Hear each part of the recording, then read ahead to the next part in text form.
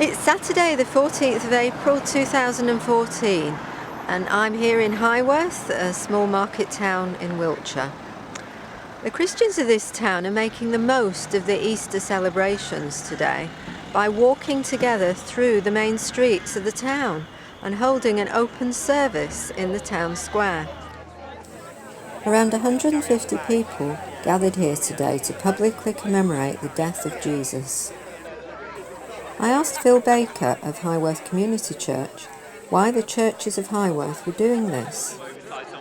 They're doing it because it marks Easter, the greatest time in the Christian year, when we celebrate not only the death of the Lord Jesus, but the resurrection of him on Easter Day, and the opportunity just to remind the people of Highworth to consider the Easter story for themselves again. I asked Jonathan how he felt about playing the role of Jesus.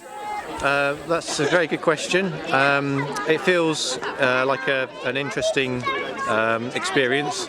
I think I'm just wanting to do this really to make it as a witness for the people of Highworth. They're going to see something a bit different this morning with our parade around Highworth, and hopefully people will ask some questions, and that's what it's all about really. We want people to ask us questions.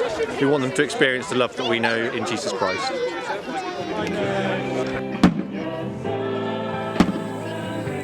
It's not very often that traffic is held up and roads blocked off so that people can walk along them.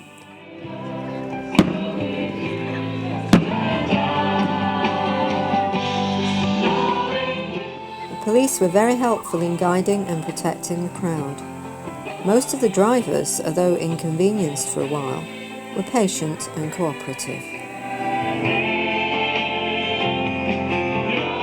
During the procession there were two pauses to reenact significant events that took place as Jesus made his way to Calvary.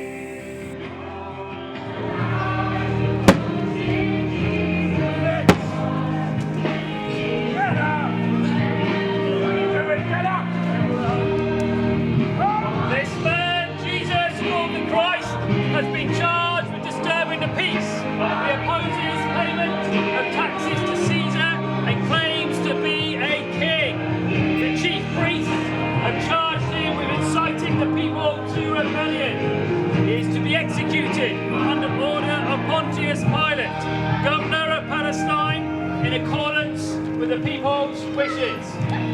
You need to get someone else to carry this cross.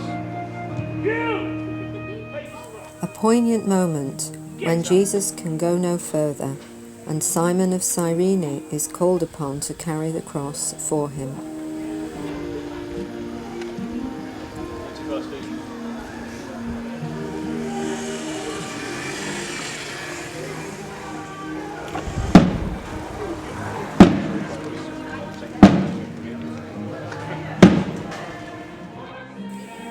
Drama is such a powerful way of communicating the message, and I would say this was done very powerfully and effectively. The people watching could not fail to be moved and impacted by this faithful reenactment of the Gospel account. Performing so-called miracles and filling people's heads with thoughts of freedom. Let this be a warning to all who would think and act differently. Freedom will not be tolerated.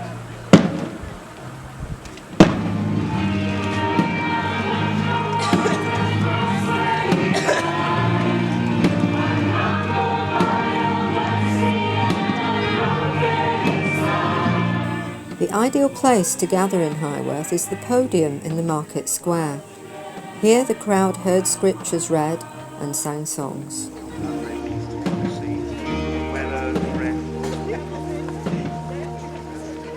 They dressed him up in purple and put a crown plaited from a thorn bush on his head, and they began their mockery.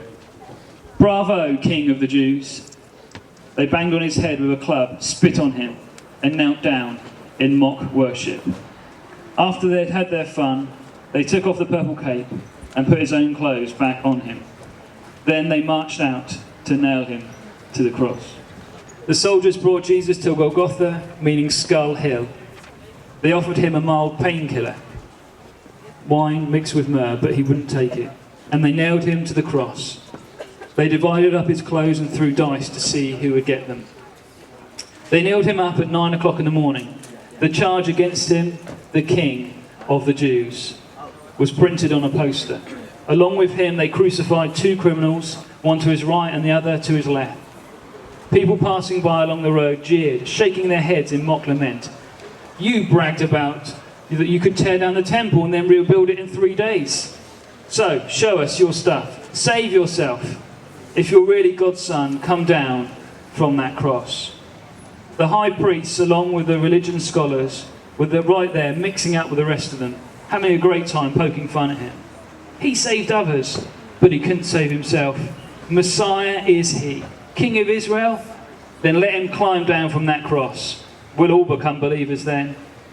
Even the men crucified along with him joined in the mockery.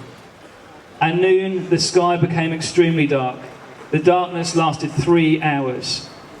And at 3 o'clock, Jesus groaned at the depths, crying loudly, Eloi, Eloi, lama sabachthani, which means, my God, why have you abandoned me? Some of the bystanders who heard him said, listen, he's calling for Elijah. Someone ran off, soaked a sponge in sour wine, put it on a stick, and gave it to him to drink, saying, let's see if Elijah comes to take him down. But Jesus, with a loud cry, gave his last breath. At that moment, the temple curtain ripped right down the middle. When the Roman captain standing guard in front of him saw that he had quit breathing, he said, this has to be the Son of God. After rising from the dead, Jesus appeared early on Sunday morning to Mary Magdalene, whom he had delivered from 7 demons.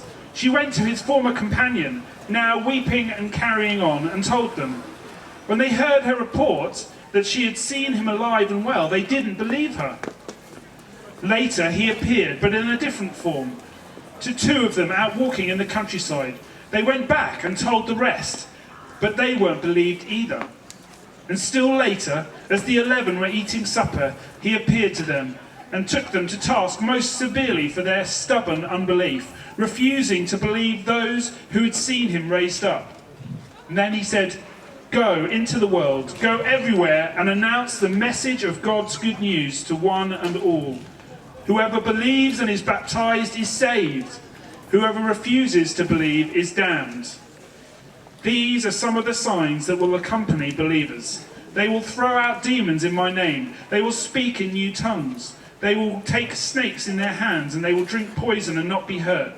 They will lay hands on the sick and make them well. Then the Master Jesus, after briefing them, was taken up to heaven, and he sat down beside God in the place of honour, and the disciples went everywhere preaching, the Master working right with them, validating the message with indisputable evidence. Wouldn't it be great if this happened in a town near you next year? Why not start planning for it now? Here in the UK, we have the freedom to publicly proclaim our faith. Christians in many countries do not have that freedom. Let's make the most of it.